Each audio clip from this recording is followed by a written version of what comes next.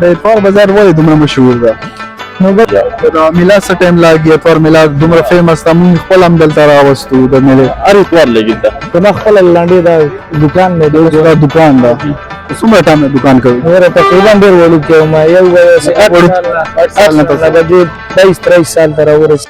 السلام علیکم ګران مینوالو، خوږو قدرمندو، زه یم مصباح علم بنګش. دا مهال زه موجود یم پېښور اتوار بازار کې او نن به ستاسو ته د اتوار بازار وزټ درکوو، ستاسو ته اتوار بازار ښیو او دلته کوم ریټونه وي او دلته کوم خلک راغلي او دکانداران وي، هغونه به هم تپوسونه کوو. اتوار بازار ستاسو ته به پوره اتوار بازار وزټ درکوو. نو چېرته مزه موږ پروګرام انجوای کوي موږ سره اوسئ. او دلته یو دکاندار هم د دې سره هم خبرې کوو. السلام علیکم. وعلیکم سلام. تاسو نوم او کوم ځای نه تعلق لرئ؟ زه اصل کې د باجوړ یم او نوم مې عادل قاضي دی. عادل قاضي. او جی د اتوار بازار ولې دومره مشهور ده؟ نو بدلته شي نه ښه میلاویږي جی جی. او هر قسمه شیز میلاویږي، که سبزي غواړئ، فروټ غواړئ، کباب کې څه شی غواړئ، لکه هر قسم شیز میلاویږي. ته وایي چې مطلب کور سامان میلاویږي، سبزي فروټ او دین علاوه چې عام څومره روټین سامان ضرورت چار شیز می میلاویږي دلته اتوار بازار پېښور. بالکل جی صحیح. تاسو هم دلته څه شاپ ته؟ زما خپل لاندې دا دکان مې دی. دا دکان ده.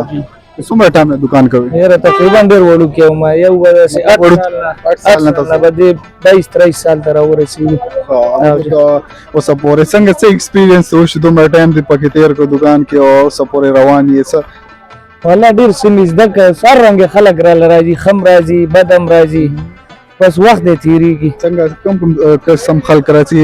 خستن والا راځي یا سکتن والا راځي؟ د ګپ شپ والا هم راځي، بازار دی څوک ځي څوک راځي، ډېر ښه راځي، خراب خلک لږ راځي، بس وخت دې تېروي ورسره. ژوند هم دې خلکو سره شو. خوند والا ډېر راځي. خوند والا ډېر راځي که نه، خوندور خلک خو پښتانه ټول دی که نه. جی روژان څه میسج ورکول غواړي د اتوار بازار حوالې سره؟ اتوار بازار خو ډېر ښکلی بازار دی، هر شیز پکې میلاویږي چې چا څه ضرورت وي او پوره امن ځای دی، خپله سکیورټي ورته ولاړی، پی ډي اس سره وي، پولیس ورسره وي، هر څه به دا خو مطمئن بازار دی. د نن نه تقریبا 20-25 سال نه دا روان دی. ما تاسو ته څنګه ویل چې زما تقریبا 8 سال نه واله 23 سال ته راورسېدم. الحمدلله ښه روغ جوړ صحت سره موږ دلته کاروبار کوو. څه پیغام ورکول مطلب لوکیشن دی کوم لوکیشن باندې دی؟ دا حیات آباد کې راځي، د باغینارانو شاته نږدې بالکل ټچ باندې راځي. نوي نسل له دا پیغام ورکو چې تعلیم ښه شی دی، کاروبار او تعلیم دا ښه شی دی، دواړه چې وي نو ډېره مزه کوي.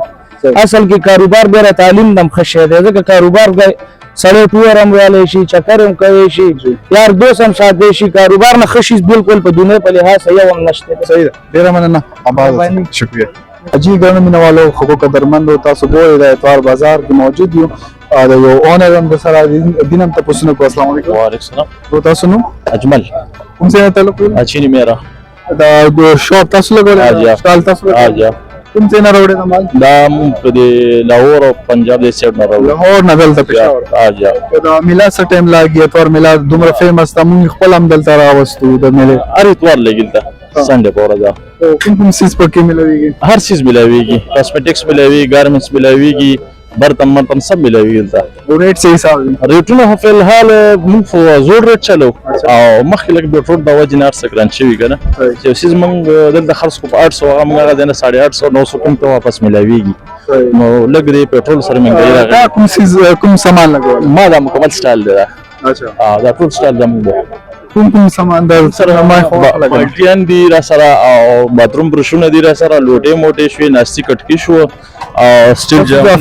تاسو فکس ریټ لګولې وي خو هر یو سیز ولا فکس ریټ؟ فکس ریټ داسې نه وي چې څوک راشي چې اوس یو سیز په 150 راغلی وي اچھا نو ته ورته 200 یا 100 درکړم، نو دلته ریټ فکس نه وي. مطلب تاسو هغه کو بارګینګ کوو چې بس په څوک هم خرڅ کړه که نه.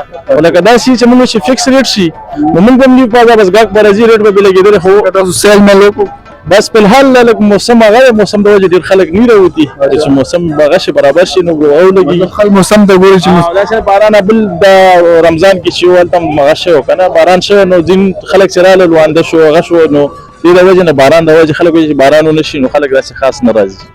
اور چاته څه پیغام ورکول غواړي زموږ مینوال دی ګوري؟ یاره بس دا پیغام دی چې بس د ګرځاني شي که نه، د خلکو ته هم ډېره مسله ده، ځکه چې یو کس یو شیز په 500 اغوستی وي چې سبا راشي هغه په 600 شوی، نو دې نه هم وایي چې لږ ارزاني شي، د پټرول ارزانه شي، دې سره موږ ته لږ هغه شي ارامتیا به شي بیا صحیح ډېره مننه شکریہ